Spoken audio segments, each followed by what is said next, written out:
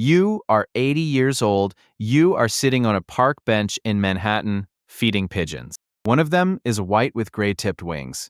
She comes to you every day. She sits on your shoulder. You love this pigeon. You will later say that you loved her the way a man loves a woman. You hold over 300 patents. You invented the system that delivers electricity to every home on this street. And right now, you cannot pay your hotel bill. Your name is Nikola Tesla. You invented the future, and the future forgot about you. But let's go back to the very beginning, to the storm. 1856, childhood, born in lightning. July 10th, 1856, the village of Smiljan in what is now Croatia. Midnight, an electrical storm is tearing apart the sky. You are born between lightning strikes. The midwife calls it a bad omen. Your mother says no, he will be a child of light. She is right. Your father is an Orthodox priest. He wants you to follow him into the church. You want to follow the lightning. Your mother invents small tools around the house. She never had a formal education, but her mind works like a machine. You get your brain from her. Your older brother Dane is the family genius, smarter than you. Everyone says so. Then Dane dies.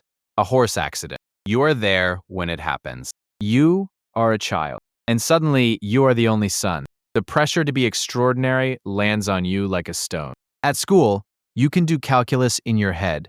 Your teachers accuse you of cheating. You are not cheating. Your brain simply works differently. You finish a 4-year high school program in 3 years. You read entire books in a single sitting and remember every word.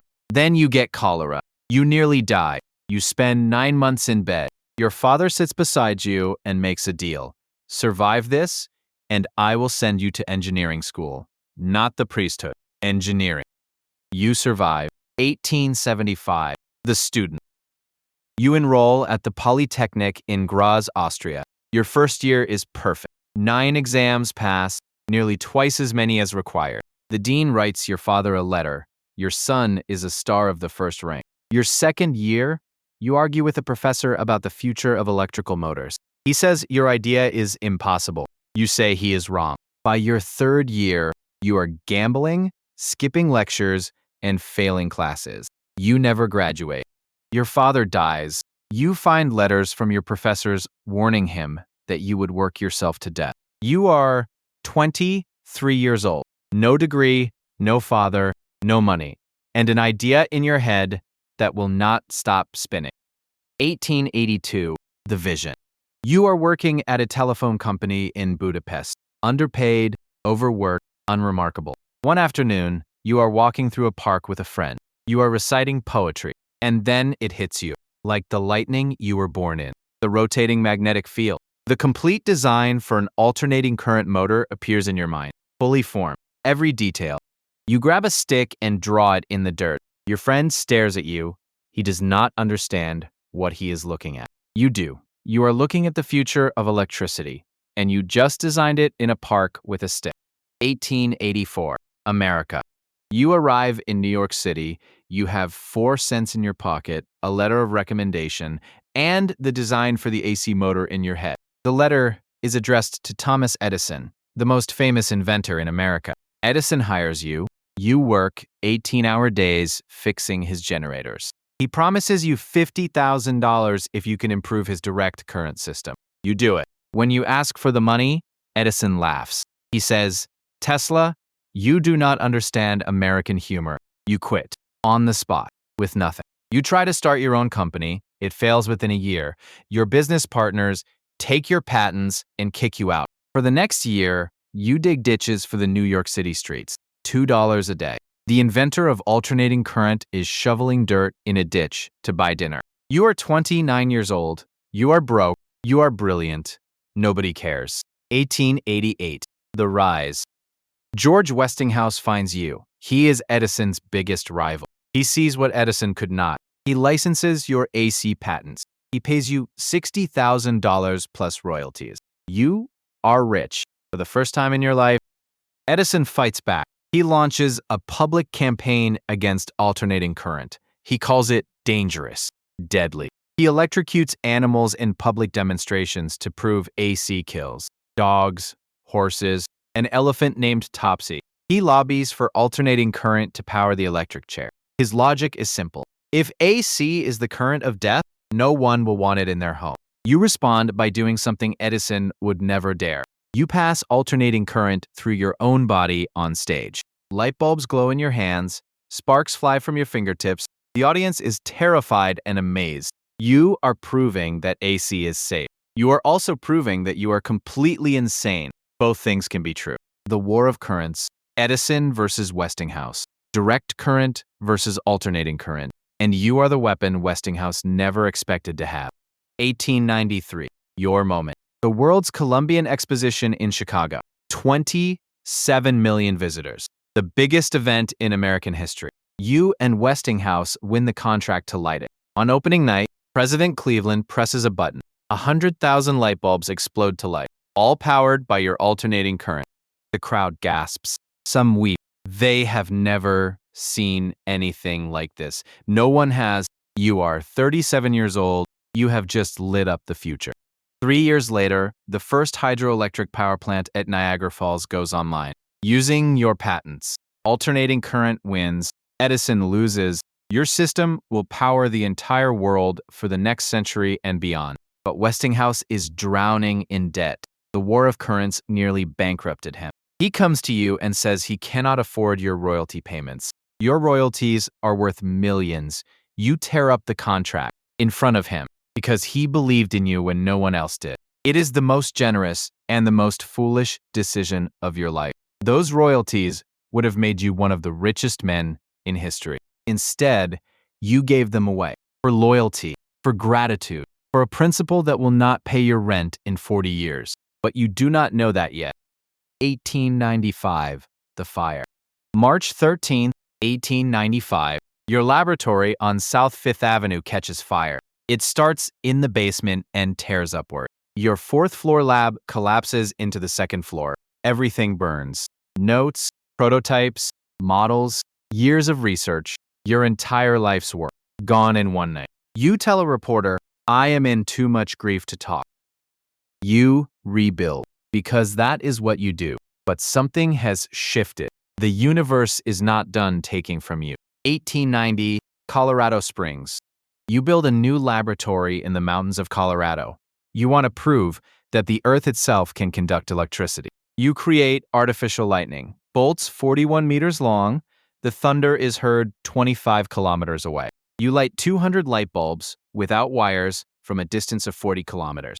No cables, no connection, just the Earth and your tower and pure electricity through the air. You blow out the power grid for the entire city of Colorado Springs. The electric company sends you the bill. You do not pay it. One night, you pick up a repeating signal on your receiver. You believe it is a message from another planet.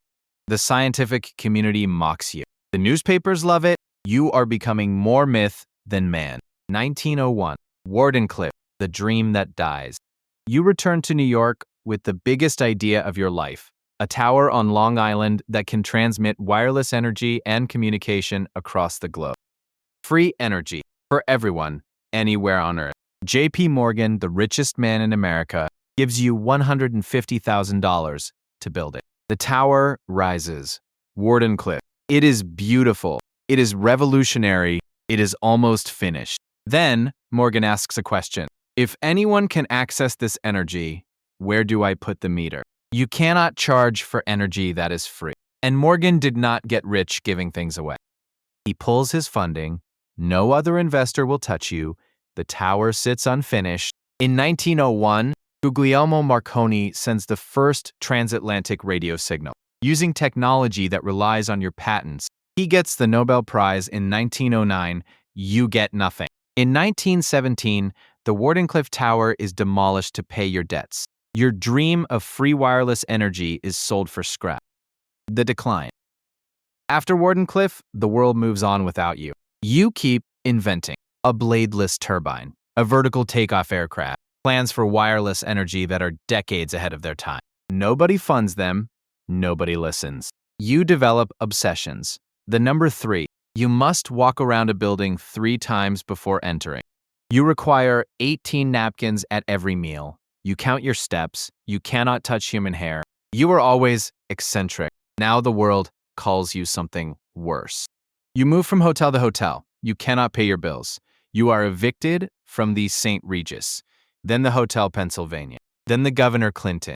The reason is always the same: unpaid rent. And the pigeons. You feed them, you nurse them, you bring injured birds back to your room, and build tiny devices to support their broken wings. The hotels do not appreciate this. In 1934, you move into the Hotel New Yorker, room 3327, 33rd floor. Westinghouse Electric begins paying you $125 a month plus rent, not for new work, out of pity for the man whose patents built their empire. You live on milk, bread, honey, and vegetable juice. You have become a vegetarian. You weigh less than you did at 20. Every day you walk to the park to feed the pigeons. Every night you work equations in your head until dawn. There is one pigeon, a white female with gray-tipped wings. She comes to your window every day. You spend over $2,000 building a device to support her broken wing and leg. More money than you spend on yourself in a year. You tell a reporter, "I loved that pigeon as a man loves a woman, and she loved me. As long as I had her, there was a purpose to my life.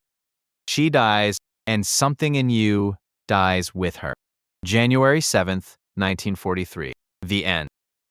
You are 86 years old. You have placed a "Do Not Disturb" sign on your hotel room door. 2 days pass. Nobody checks on you. Nobody calls. A maid named Alice Monahan ignores the sign and opens the door. You are lying in bed, the window is open, the pigeons are on the ledge, you are dead, coronary thrombosis. They say you went quietly, in your sleep, alone. Your nephew arrives at the hotel. Your notebooks and papers have already been taken by the United States government. They are searching for your death ray, a weapon you claimed could destroy 10,000 airplanes at once. They give the papers to a scientist to evaluate. He concludes that your notes are mostly theoretical, unfinished, speculative. The government loses interest, your life's work is boxed up and eventually shipped to a museum in Belgrade. 2,000 people attend your funeral at the Cathedral of St. John the Divine. 3 Nobel laureates call you one of the outstanding intellects of the world. But you are not there to hear it. You were never there when the praise arrived, only when the work needed doing. Legacy. In 1960, the unit of magnetic flux density is named the Tesla. In 1943, the Supreme Court rules that your radio patents predated Marconi's. 17 years too late for you to know. In 2003, 2 entrepreneurs name their electric car company after you. It becomes one of the most valuable companies on earth. Your face is on murals, your name is on buildings, your ideas are in every wall socket, in every house, in every country. You held over 300 patents. You dreamed of free energy for the entire world. You saw the future before anyone else. And you died in a hotel room, alone, on the 33rd floor, with a "Do Not Disturb" sign on the door, and the pigeons on the window ledge, waiting for a man who would never feed them again.